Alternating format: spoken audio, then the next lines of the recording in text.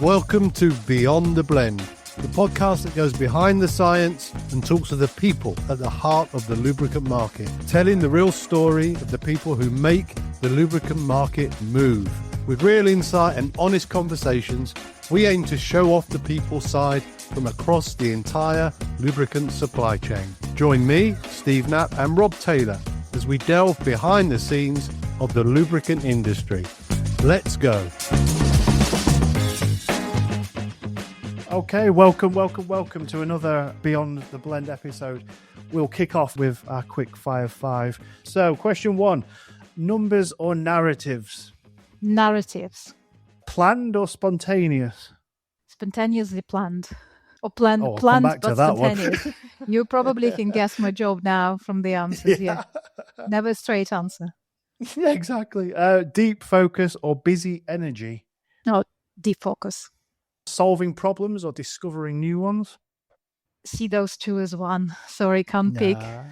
Brilliant. And finally, if you weren't doing what you do for your work, what would you be doing instead? Librarian. Librarian. Excellent. Brilliant. I'm going to come back to some of those answers, so thank you for that. I like the planned spontaneity or the spontaneously planned. Wow, I'm going to unpack that one. Yeah, some of you may have picked up, we're chatting to Yana Wilkinson today. Thanks for joining us. For those that may or may not know who you are, please take this time to say hello. Let us know who you are, what you do, and where you come from. Hi, thanks, Rob. First of all, thank you so much for having me. I've been listening to this podcast for some time, and I thought it's such a great idea to introduce the sort of the more personal stories of the industry, because actually what makes this industry great is the people. So, and we rarely find time to have kind of good conversations around those personal sides. Again, appreciate you guys, and of course appreciate having me. You know, this question about tell me who you are and what you do, it sounds sort of deceptively simple, but I'm sort of dreading it, because usually we either descend into a very long bio or a very kind of corporate introduction. So I will not do either. I'm responsible for making sure that the company called Klein and the energy practice, which spans from the very beginning of the raw material to the very end of all the applications we serve, that we can be useful enough to our clients to help them make better decisions. And so who are the clients and who are the decisions? So our clients, which we have been very happy and very fortunate to have for the last 60 years as Klein, they come from being the producers, marketers, as well as OEMs. But the kind of decisions we help them make is commercial, about the growth, about how to make sure that you can exist for a very long time and very profitably, ideally. How do you make sure that you make the right decisions in the short, medium, and long term? So essentially, you know, kind of when people make decisions, two things typically are missing. Either they don't have enough information, or they need a sounding board who will help them validate what they already know. And so we are the research and advisory company, but at the end of the day, we're very deeply rooted in the belief that trying to take a broad perspective at the industry while also staying specialists, staying on top of the trends, talking to people in the industry and being a part of the industry, that's what makes us useful in the conversations. And so research and advisory, briefly, I, together with my colleague Ani, lead the energy practice globally, and trying to make our daily lives as useful as possible to as many people as possible by providing advice and insights and sounding board. That's kind of briefly us. But of course, there is a lot more going on, but I'm not going to bore you with that. Hey, we might get into some of that during our conversation. So yeah, thank you. I agree. Sometimes the introductions or the bio piece can be the most awkward bit to get out of the way, and sometimes seem to give this whole biography, don't they, of their past. So you kept it somewhere in the middle, Yana. So thanks for doing My that. pleasure. And you're right. This is all about the people. The podcast, sits nicely alongside others, which discuss more technical aspects. But yeah, we set out to really showcase the people of the industry, and you're certainly a very well known, respected person within the industry. And I think every time we bump into each other, it's always at a conference where everyone's more in work mode. So I've never really got sat down to actually get to know Yana. So I'm quite looking forward to today's chat. It's great that you've taken time out to do so. Market research, I guess, is your role, your passion, which is great. I find it all fascinating as well. But I guess from the outside looking in, you say market research, and I guess people often think that's just data and it's just reports. But what do people actually not see about what you do? What are they missing? What's the under the hood secret that goes on at Klein beyond data and reports? Oh, Robert, you know what? This is 100% of time that my marketing manager is spending on when I'm trying to convince him to create a story, what we actually do. So my background is actually not market research. I come from probably even more obscure and sometimes even more sort of, I wouldn't say hated, but disliked consulting. So consulting to me, it's one of those concepts, just like market research. It simplifies considerably what people do. So I like the concept of jobs to be done. Right? So jobs to be done is essentially people sit down around the table to make decisions. And so they look inside the information they have inside the company. They talk to each other and they say, okay, this is our best hypothesis, what we should do. If they want to make decision better, sometimes they ask people to step in and either fill the gaps that they might be having when it comes to a decision, or help them think through whether they're missing anything out, whether there are other things that need to be considered, or whether there is another perspective at these things that they are using to make decisions. So to me, at the end of the day, we are in decision support business. So when it comes to market research, whether you provide a database, whether you provide a report, whether you provide a sounding board, whether you provide 5 minutes of your time to bounce some ideas around, these are all hows, right? So when I say we're trying to make ourselves useful, at the end of the day, for me, the criteria of making ourselves useful is, have we made some decisions better? Ideally, every decision we are part of or any conversation we are part of, people come out feeling more confident about what they do in their daily lives. So it's a bit more general aspiration potentially, but to me it's a lot more of a northern star than saying, hey, I'm waking up in the morning to create a new database or create a new piece of information or create a new report.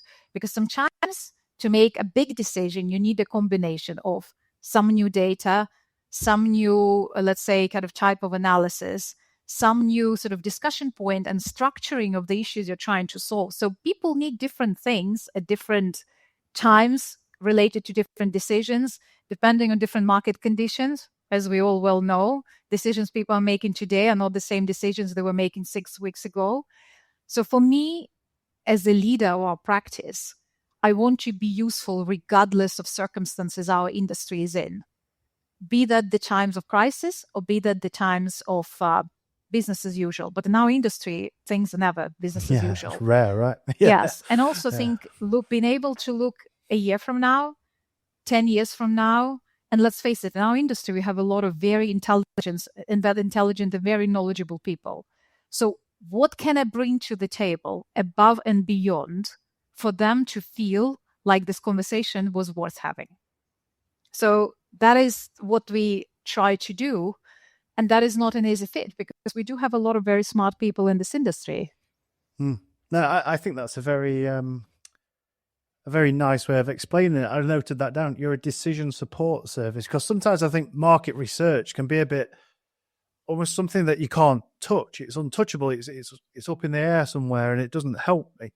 So to bring it back down and land it into a way of, well, we're helping you make better decisions, I think is quite a neat little way of packaging it. So maybe you've just done your marketing manager's job just there and helped for it. I'm trying to.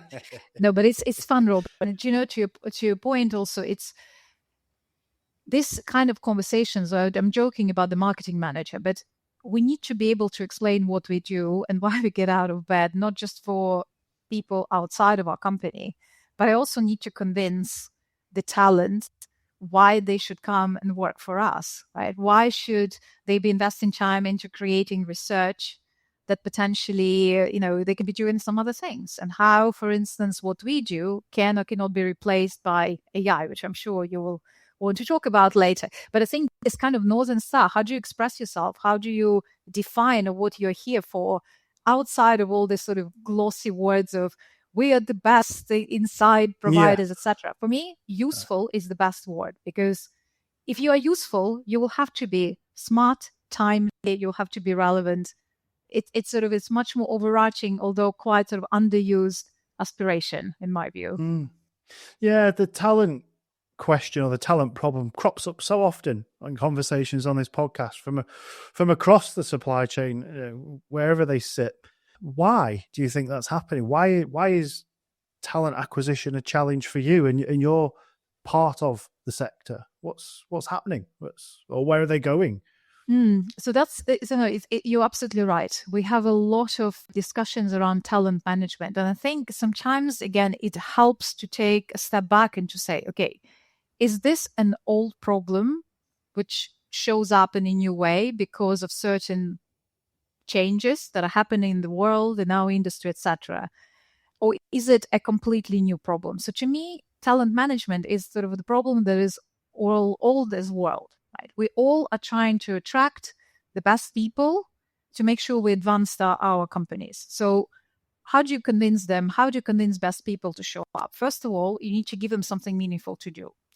Or you need to pay them so much money that they don't care. So I do not believe in the latter. I believe that eventually it's much better to build something that is meaningful and well paid, or as well paid as you can afford, rather than building something where you have to pay people to show up. So how do you create an environment that is meaningful, right? And this is when it comes to management and how do you treat talent acquisition. So I think, Rob, like you mentioned, we met each other on kind of various conferences. If we discuss talent acquisition more as an HR issue, we talk about sort of gender, we talk about sort of disbalances, and we talk about age, etc. We're missing the whole point that we need to be treating this as a part of our strategy. So for professional services, companies like us, people are our asset, the only asset. We don't have factories, we don't have trucks, we don't have machinery. We have people and their brains. That is what our asset is. So for me, making sure we find the right assets, we take care of them, we build communities. So a lot of us at Klein, we have been in the company for over 10 years. And I'm very proud of that. So we hopefully show up for each other every day. We make our work meaningful, fun, challenging, etc. So to me, but as a part of the strategy, we have a conversation around, okay, if I want to be useful to my clients, what does it mean? What kind of skill set I need to bring? I'm competing with companies like McKinsey, companies like BCG, other very reputable companies in our industry.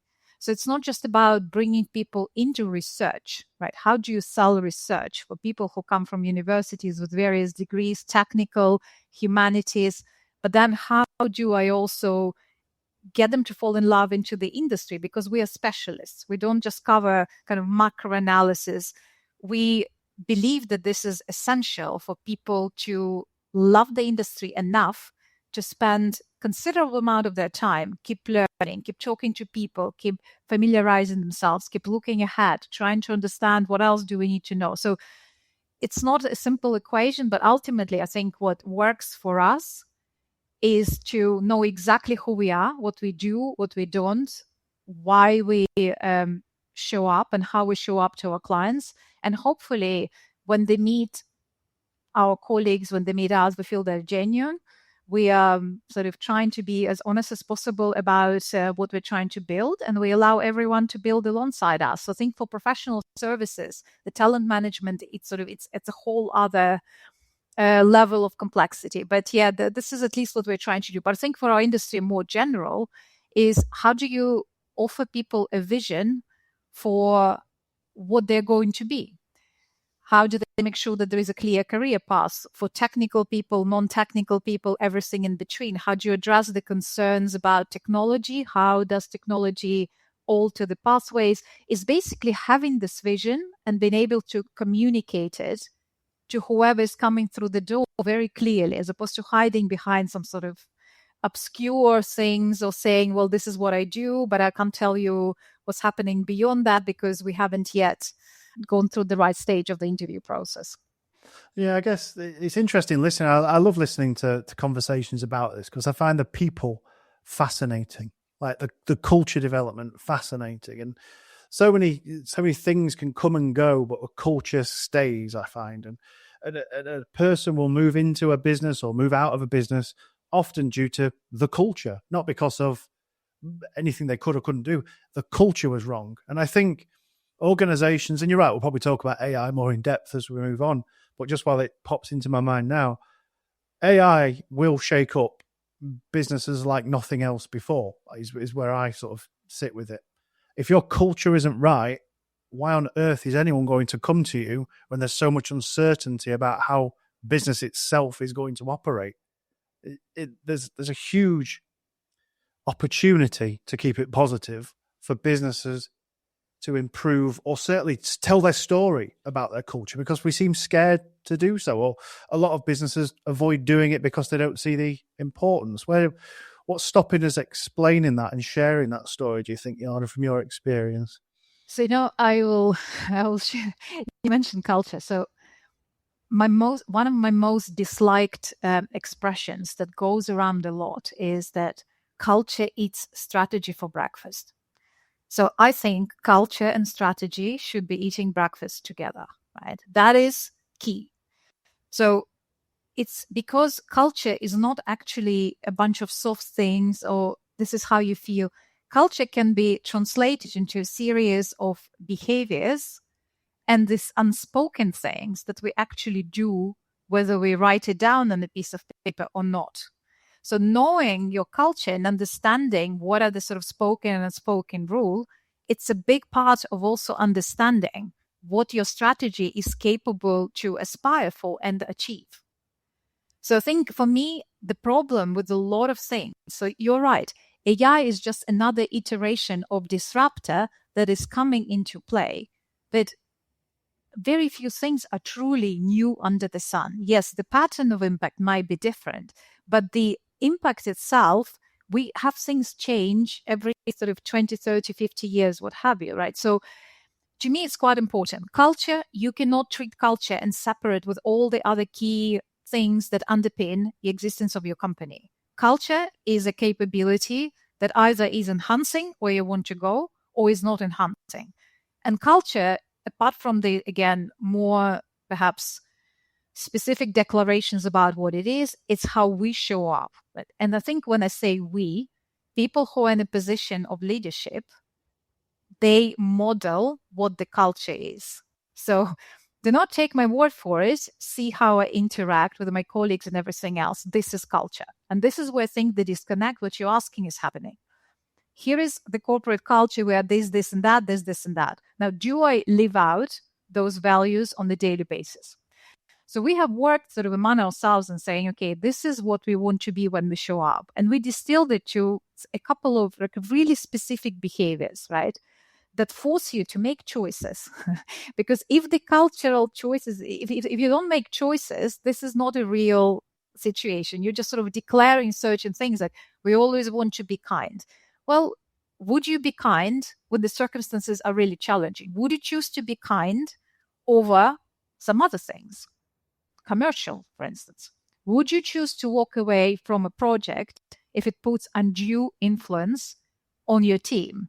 Would you choose to do something? So I think for me, culture needs to be, first of all, clearly understood, clearly laid out, incorporated into, look, if we want to be a kind structure, we probably cannot be growing at 200% a year because that will imply a different set of choices. So if we choose to be something and we communicate it to our people, the way we show up and the way leadership show up and the way leadership makes choices, that's what the outcomes are shaped by, not by what we say we want to do or what we think we are. And so to me, this is, sometimes it sounds like, well, this is quite abstract. Actually, it's not abstract. You just choose to make culture a part of your capability, and you either take it seriously or you just, it becomes just the thing you write on the paper. Yeah. Well, that's it. And you see websites and brochures and materials, and it is, as you say, we always aim to be kind. Well, what does that really mean in reality? It can seem very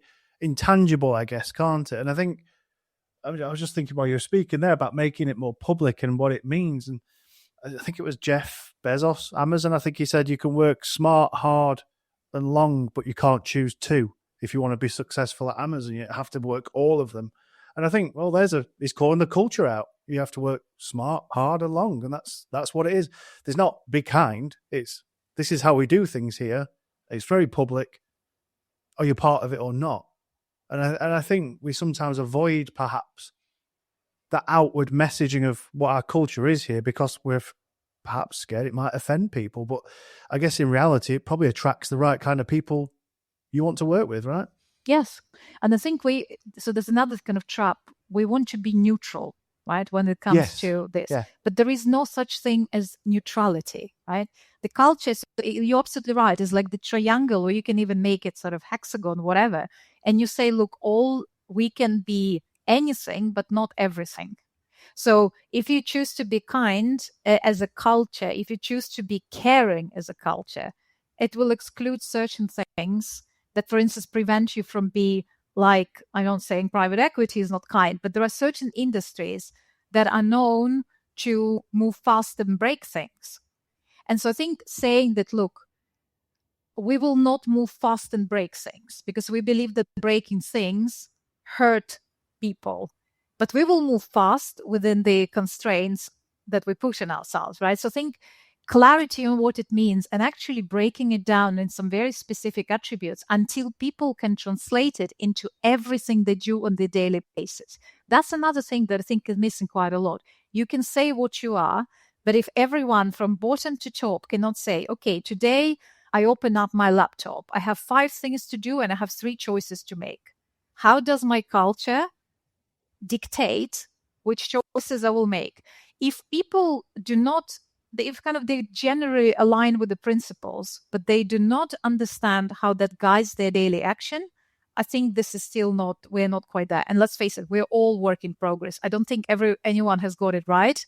But when we go through, for instance, interview process at Klein, we leave a big chunk of this conversation, just like you and I are now having. Ask me anything. Ask me about the choices I make. Ask me what sort of environment do I want to show up at every day. So I feel this is where the culture really gets entrenched into daily work. And then we're talking about something serious. Yeah, because I guess culture isn't necessarily behavior to the point of, just going back to the first 5 questions that I asked you about deep focus or busy energy. You said deep focus. Super. Would someone who has busy energy fit into the culture of Klein? That is a great question. Let me kind of answer you the following way. So one part of the culture, if I sort of in the hindsight, and especially if you reach certain position within the company, and we as a sort of global but medium-sized company, people have a lot of influence on how things are run. So when you reach a certain point of influence within the company, as a leader, you have a choice. Do I want to succeed as an individual and maximize individual successes around me? Or do I accept that we're going to be an imperfectly perfect combination of people? What I mean by that? So I mentioned in my introduction that actually we co-lead our practice with my colleague, Annie Hawking, right? So there was a time when I was the person kind of on the top of this pyramid. But very quickly, I realized that actually I'm a deep focused person. So I like certain things, and I think I'm very good at those things. But I believe the overall success in this position requires a combination of deep focus and busy energy. And while none of us are 100% one or the other, instead of me trying to fix myself towards the middle, why don't I find the person who can be on the other end of this spectrum, and together we basically will be unbeatable.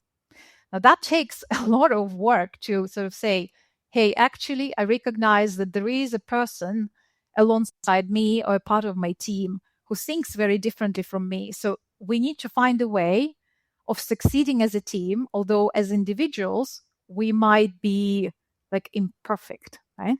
So in the cultures that maximize for individual performance, this is not an option. You basically take each individual and you try to push them towards whatever is the optimal combination, right?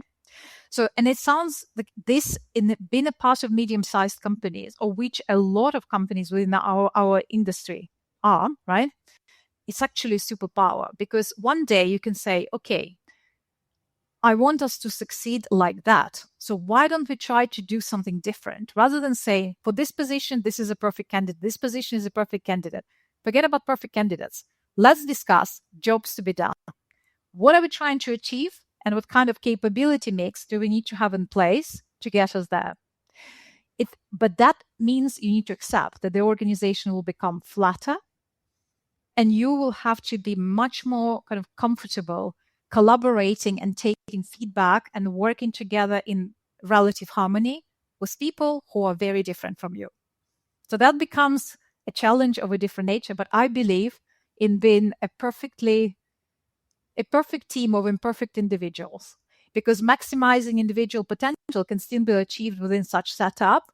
But rather than focusing on kind of fixing their weaknesses, people can focus on sort of supercharging their strengths, as long as someone is making sure that the combined capabilities of the team are fit for purpose.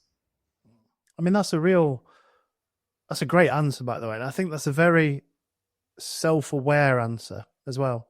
I know what I'm strong at. Rather than me move to the middle, I'll find someone that's the opposite to me, and therefore we almost work imperfectly perfect, I think you said, which is ace. Do you see, in your experience, organizations almost recruiting in the MD or the CEO's image rather than recruiting for the better culture? Because it sounds like what you've explained is your organization is better because the individual parts make it greater. Do you find that organizations are missing that and they're recruiting almost someone that is just like them, so that when they move on, the business is, in a way, just acting exactly as it has for 20, 30 years' time? It is a tough one, isn't it? Because we can sort of theorize about this is what the world should look like. How to make it happen is tough. And again, I always think about wonderful and very smart and very kind of capable people I meet in the larger companies. But it's super tough to make the big machine reflect all these principles. It's easier when you're a smaller company. And by the way, when I mean smaller company, it doesn't mean that you're 5 people. We are about sort of over 100, 150 people, nearly 200 people. But the point is, we're still kind of agile enough units to see what's working and try to kind of almost like be flexible enough to accommodate what are we trying to do today. The other thing, so the challenge is, the bigger you are, I think the harder is to convert this theory into principles. And the more you need to work on this kind of cultural, almost like manual, and make it explicit. Because to your point, how do you, for instance, prevent people from hiring the likes of themselves? You need to give them very clear guidelines saying, look, okay, actually, I can see a lot of you are now looking like that. Can you try to bring people who have a slightly different capability mix? But you need to make sure that when these people come in, they do not become rejected by the majority of the organization. So to make this a success requires not just a hiring process, but requires the whole kind of what happens downstream from the hiring process, to make sure that this whole idea about we are imperfect separately but perfect together does not become a magnet that, if too similar, it just pushes each other aside, right? So it's a very fine balancing act. And I totally appreciate that making it happen in a larger company is very difficult. And you probably need to work on it in a sort of department or like team level rather than company level. It is quite a tricky thing to do. Yeah, it is. And it's, like you said, I don't think anyone's got it exactly right. But for me, that just mindset and that awareness that you're always open to change and seeing your own weaknesses, I think is quite a powerful mindset. Lower hit rates, missed targets, and no receptionist to patch you through because buyers decide before you arrive. Selling Lubricants Smarter tells Dan Wilder's story of ditching the old playbook. Qualify hard with SpanCop. Plan sharper meetings with Whopper. Use AI to move faster and turn technical expertise into clear outcomes buyers trust.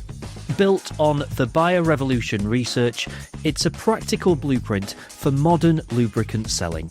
Search Selling Lubricants Smarter on Amazon and buy your copy today. You mentioned you worked in consulting before moving over to research. So how did you make the hop? What happened? Have you always been fascinated by business and organizational behavior? Why did you make the move over, and what differences are there, I guess, between the sectors and the spaces? To be honest, Robert, so it's sometimes kind of quite difficult. Essentially, I never kind of hopped. I've just done two in parallel, because if you think about, again, when we talk about, again, consulting is a super unhelpful word, right? Because it encompasses so many things.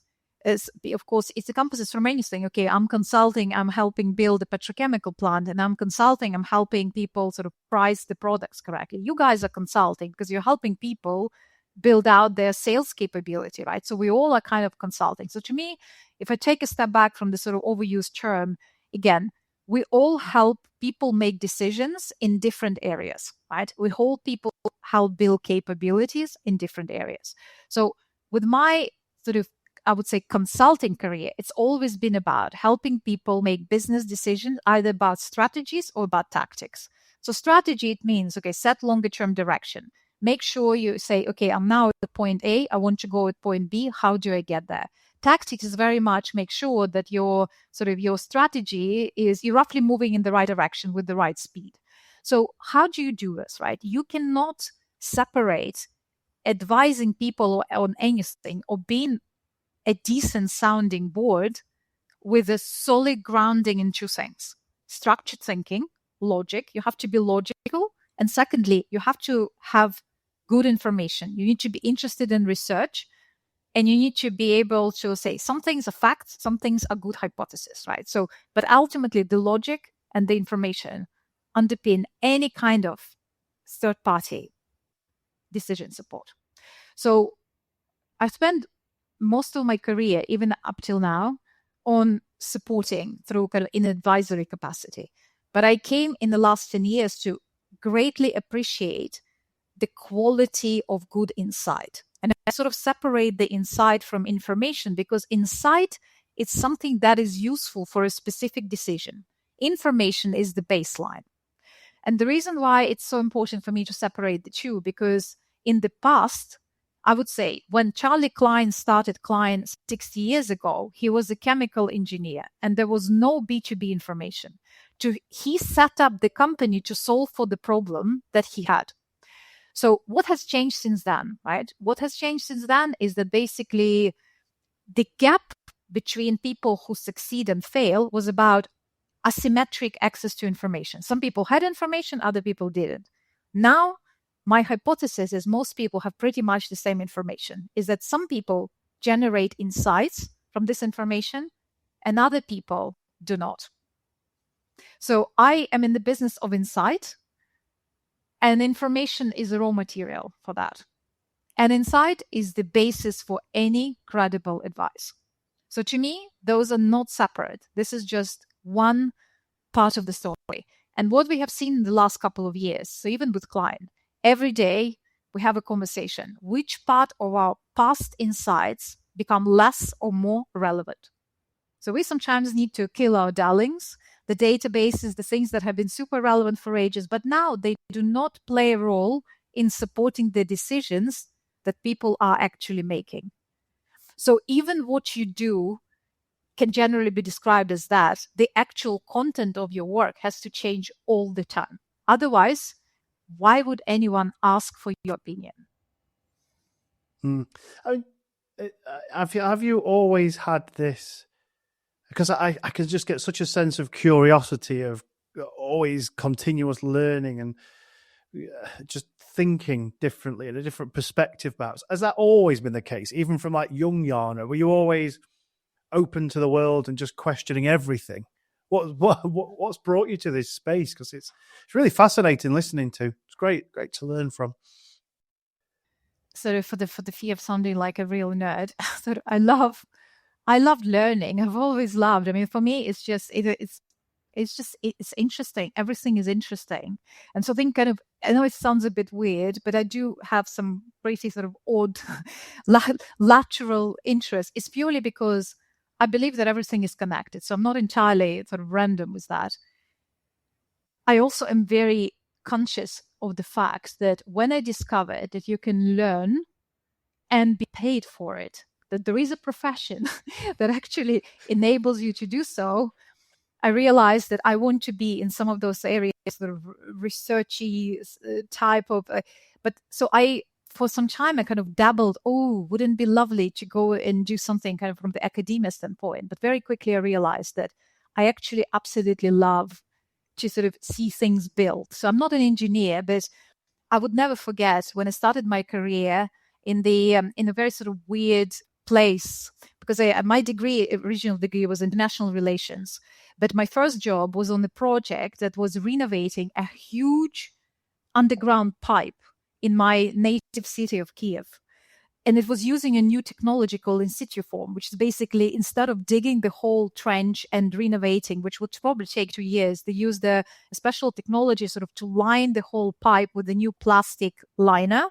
And this way, the renovation time would reduce to sort of 3 to 6 months.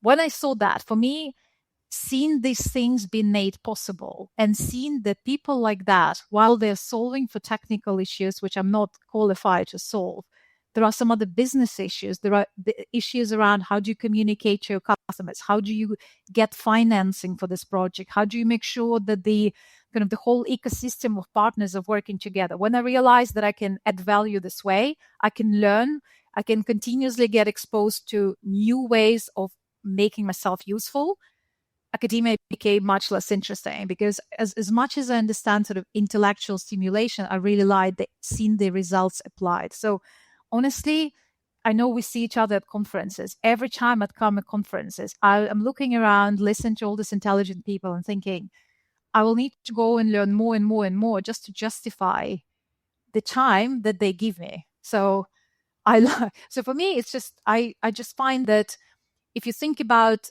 the industry like lubricants, or again, lubricants, people sometimes think about a very particular part of our value chain. But if you like patterns, if you like sort of looking at lots of applications, lots of dependencies, you can't find a better industry than lubricants, right? Because if you trace where we come from and where we go, you pretty much cover the whole universe, how things are produced, how things move. So intellectually, it's a very interesting industry. So how do you show up with the clients? Like, again, lots of very reputable companies that invented scenario planning, companies that invented a lot of very sophisticated techniques. How do you show up and say something that's worth saying? You need to look 3 steps ahead. You need to look, let's say, at things differently. So it's just a part of the whole ambition to be useful that I need to learn all the time, but I also happen to enjoy it. And I think kind of enjoying solving for the problems and see them succeed also sometimes involves, being my aspirational profession, being a librarian. Sometimes you need to kind of accumulate the knowledge that exists institutionally inside and outside and help people remember what they're capable of and communicate it in a way that they get excited about things. So for me, it's almost like librarian slash teacher applied in the business context. And the last point I want to make is that I'm quite patient. Very early in my career, I started with a more kind of general consulting where I tried a couple of things, financial services, et cetera, et cetera. So I realized that I cannot be a credible person unless I stay in one area. And so I try to be this classic T-shape, broad knowledge, deep expertise. I'm actually okay to spend 20 years in one place. I don't mind. It won't make me the most popular CV on the blog, but I don't really care at the age that I'm at. There's meaning there, right? It's I guess that leads quite nicely onto what I was going to ask next around. Obviously, it excites you, the insight. And I was interested about I couldn't work in academia, and I instantly thought, I wonder if that's just because it's sharing information and not adding any insight, but that might be a separate conversation.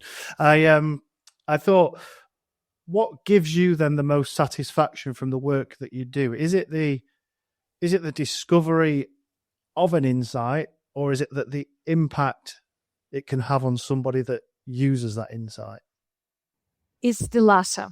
It's the latter because it's a very great question, because I was in the situations when I was so excited about the insight I discovered. I underestimated the need to communicate effectively this excitement so that it translates into impact. And that's the difference also, Rob, like you mentioned. It's the difference between academia. In academia, you generate insight, hopefully one day someone will apply them. And it's not, we shouldn't kind of diminish it. I'm talking about kind of academia in the business context, certainly not fundamental sciences, but a lot of this kind of academic concepts very rarely end up being like 4 to 5 forces, right? Which becomes the fundamental, let's say, framework. I'm just kind of giving an example. But at the end of the day, seen people, so having been in the meeting where people say, you know what, you made me think. That's probably one of my favorite things. Because and it's not always coming from telling something fundamentally new. It's about kind of connecting the dots. And because again, we have a lot of people with a lot of experience. We don't lack the brains. What we sometimes lack is space to think. And honestly, in the times right now, this is sometimes you need to kind of slow down to speed up, right? Because things are moving so fast. You're making short-term decisions, which sometimes impact the long term. How do you know? How do you have the kind of the frameworks in your head that you can be relied on to make such decisions under very stressful circumstances? So I know a lot of senior, very intelligent, very capable people. Their problem is not their knowledge. Their problem is headspace to talk to their team, to assimilate all the information that exists and actually think what it means. Yeah, fascinating. I was thinking how we often see with some of the organizations we work with, you've really made me think. And we'll hear that quite often. But then nothing happens from it. And that can sometimes get frustrating for us. It's like, well, here's we've created this insight together. What do you do with it? And does it frustrate you for a start? Here's the insight, but no action. How do you bridge that gap between here's this amazing insight, we've taken all this information, drilled it into a relevant insight for you, now go and do something with it? Do you see that gap between you've really made me think versus I'm really going to change how we do things around here? And how do you bridge it? That's, again, another excellent question. So do we see it? Of course. Is it sometimes frustrating, not for my own sake, but for the sake of people whom we worked with? Now, this is where I do a sort of reality check on myself. I put myself in the shoes of people who, one thing is advice, one thing what happened in the context of a particular project. The other thing is the reality that hits them once they sort of exit the final presentation, right? So we try to develop the insights that already allow for this, for the fact that no one exists in the perfect world. But honestly, beyond that, of course, this is one of the frustrations of being an external party, right? You can only control as much as you can. But my sort of antidote to that is just stick around, be a good partner, right? Because sometimes you can, and this is where I think our team, a lot of like my colleagues, right? We have been around for a while. So sometimes the same clients, they come in different positions. We are just there. So if you change your role, someone else comes in, we can be a bit of a kind of holder of your institutional knowledge because we are around. So to be a more consistent part of someone else's history, this is probably one of those things we can control as an external. So for me, when I say, look, we are your inside partner, that carries some weight. It means that I know that yesterday we maybe developed 5 recommendations and you can only implement 3. But if you keep sort of being around, keep nudging, keep asking, keep sort of showing up, if you genuinely mean that your success is linked to what people will do about it, and you have enough patience institutionally, commercially, etc., to stick around and support them, that's, I think, is the only thing we can do. Everything else is up to the organizations. Yeah. I guess it's like an element of accountability. You're always there poking. It's an interesting frame. And you're right. I was just interested in your opinion on it because I think, it's the biggest frustration, especially when we're in training rooms. You've really made me think. That's some great insight. But I'll get back to my office and do absolutely nothing about it. I think it can be quite a frustrating one sometimes. Rob, can I ask you a question? Because I have you guys. Please. I think I really enjoy sort of reading your insights. And in fact, I quite often sort of think these insights they're not necessarily universal for sales, but we can kind of translate them into how we look at the insight. So I know that you spend quite a lot of time teaching people how to show up in front of an informed buyer. How do you feel that the market insight, sort of market intelligence, feeds into the next generation of sort of sales excellence? Because to me, this is where I always try to listen to your presentation, especially the work we are now doing around AI, because we're ultimately trying to think how those things come together to deliver performance in the field. How do you guys see that developing kind of in light of where our professional services are moving? Well, I think to a point, I mean, it's interesting you raise the insight and information piece, because something we say pretty much in every training room is you need to bring insight, not just information.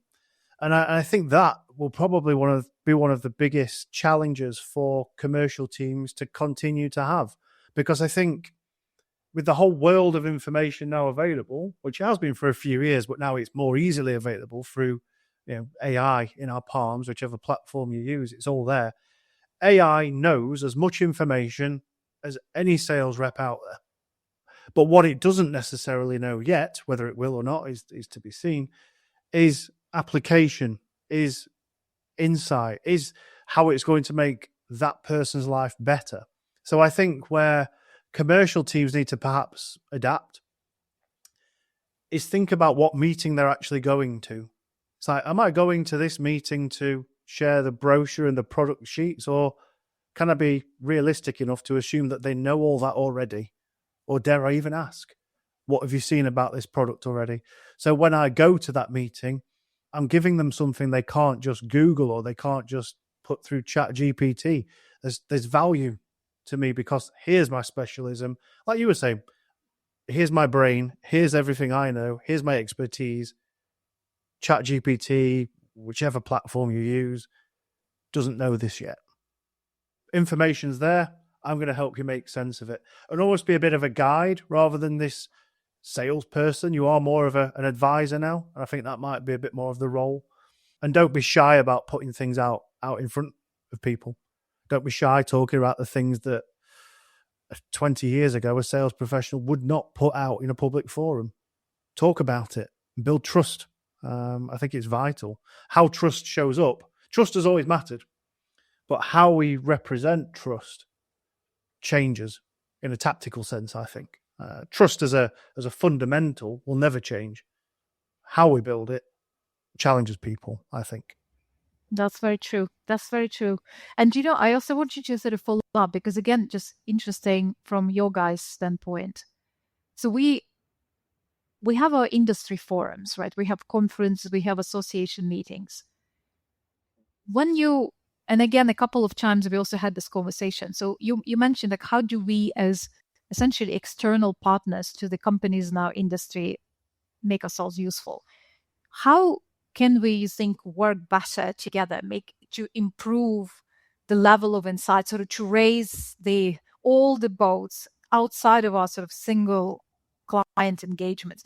Do you think that people like yourselves, we can what can we do better to make sure that all our clients kind of learn better, bring better things to the stage? What do you think we can do? Because I'm always so keen to kind of figure out next time I'm invited to participate either in the panel or present, what can I do better? Because obviously we play quite a particular niche in our kind of overall ecosystem. What do you think we can do better? Yeah, well, I'm a big fan, as you probably know, of collaboration. I think collaboration for me will be one of my business buzzwords that actually means something. I think it's vital, but I think it gets overused, and I think it can be always taken at surface level and not actually mean anything at all. So for me, I think collaboration's key, and I think service providers into an industry like this need to genuinely work together and leverage their individual strengths. Like you mentioned earlier, my deep focus versus someone else's busy energy, somewhere in there is something special. And what's created the culture at Klein. I think it's the same almost with service providers. The Klein macro view up here, for example, the Plangro do more sort of micro tactical view down here. Somewhere in there is something very, very exciting. And I think that's where it becomes a multiplier, not an addition in that respect. So it's like this multiplied by this equals something magic. So for me, yeah, more deliberate collaboration guards against the threat of AI, guards against the threat of drastically changing industries, no matter what you work in. And people are at the heart of that, ultimately.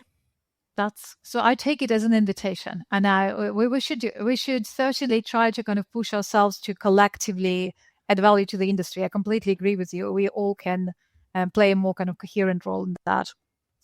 I think so. Because we haven't spoken. Well, we have touched on AI, haven't we? But I think just as we head to wrapping up here, Yana, where do you sit with the AI? I mean, I know we've mentioned a few generational things happen. I think you said every 20, 30 years. My stance is I think AI will change the world more than anything ever has. But I'm always interested to hear other perspectives. So I'd be keen to know what your thoughts are.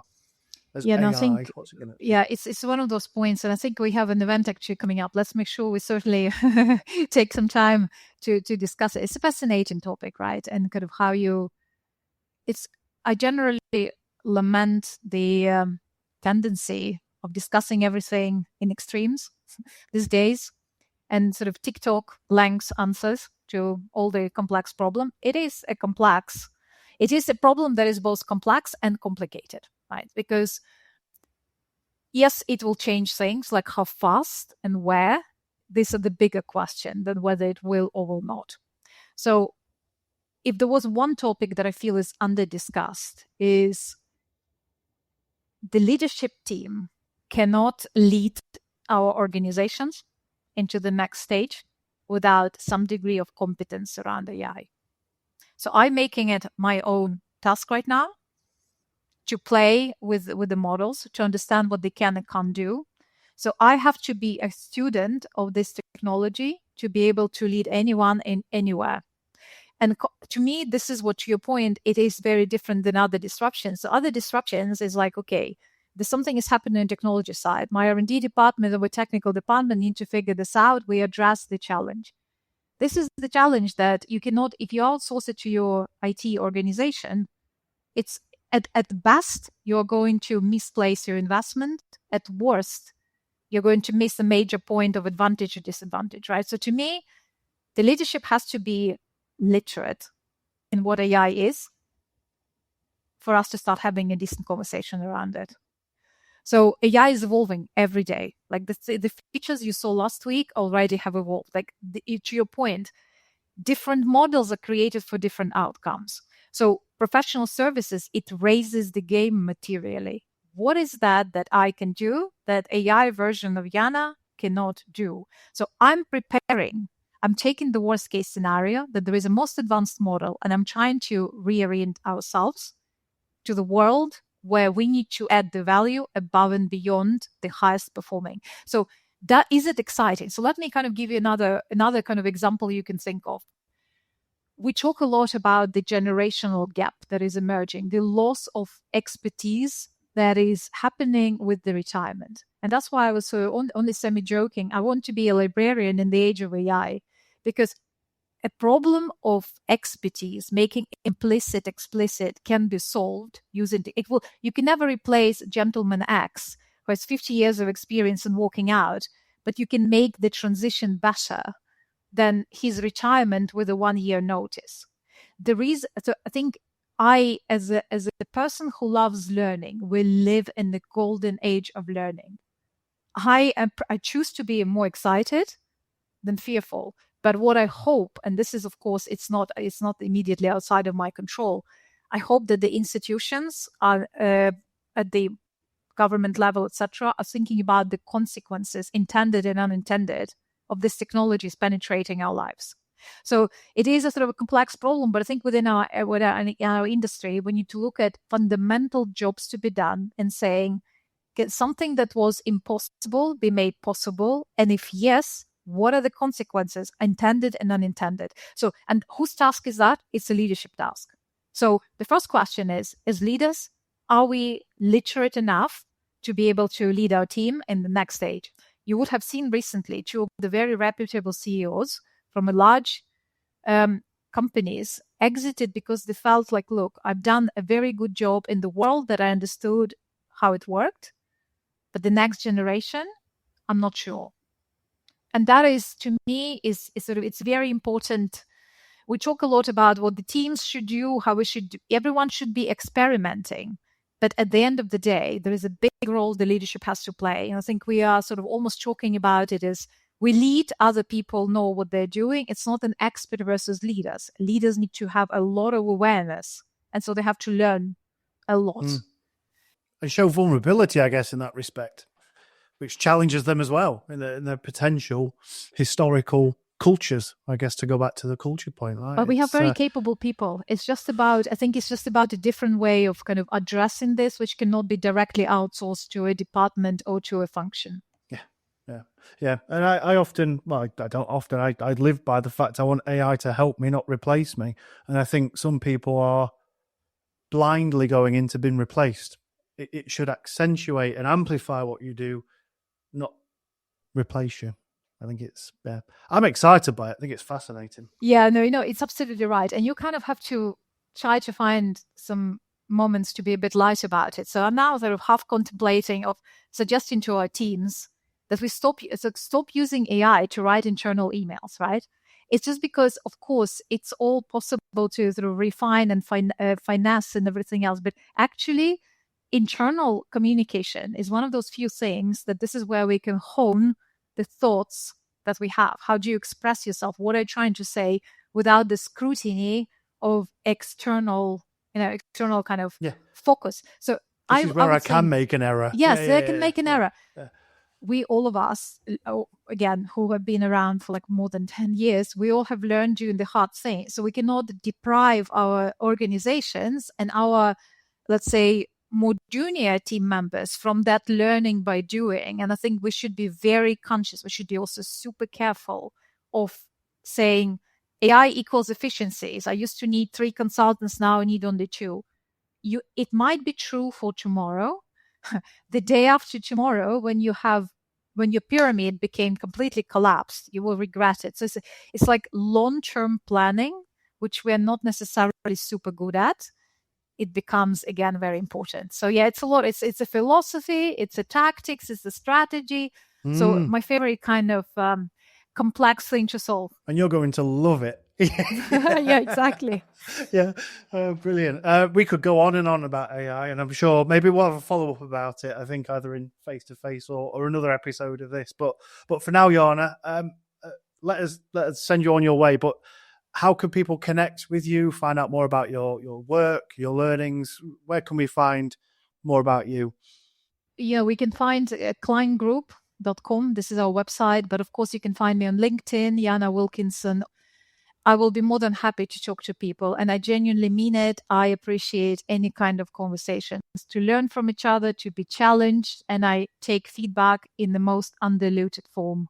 So if you have anything to say, any suggestions, and also, again, as Klein, we live to be useful. If you find that we haven't been useful or you want us to be more useful or anything in between, I would love to hear, because this is what my role is, to make sure that we people like us and hire us 10 years from now or 20 years from now, and we build the team to achieve that. Yeah, Yana, it's been a treat talking to you properly, not at a conference floor, but yeah, more personally like this. It's been great. Thanks for being a guest. Thank you so much, Rob, and thank you so much. Please keep doing this excellent work with your podcast. I think it's a very nice context for what's happening elsewhere in the industry. I really appreciate you guys and the work that you do. Thank you so much for having me. Really appreciate it. Thanks, Yana. Thank you. Lubricant Expo Europe is back at Messe Düsseldorf for its 5th year, taking place September 15 to 17, 2026. Lubricant Expo Europe is a must-attend annual event for professionals looking to discover or promote latest advances in lubricant and lubrication technology. Whether you're an engineer, executive, or industry professional, this free-to-attend exhibition and conference connects lubricant solution providers with end-user buyers and the entire chemical and equipment supply chain, with over 320 exhibitors including Kluber, Petro-Canada, Afton, Infineon, Lubrizol, Castrol, Total Energies, Brooker, and many more. Join us and see for yourself. Thanks for listening to this episode of Beyond the Blend. Be sure to follow us to catch next and future episodes as we continue to explore the people within the lubricant market.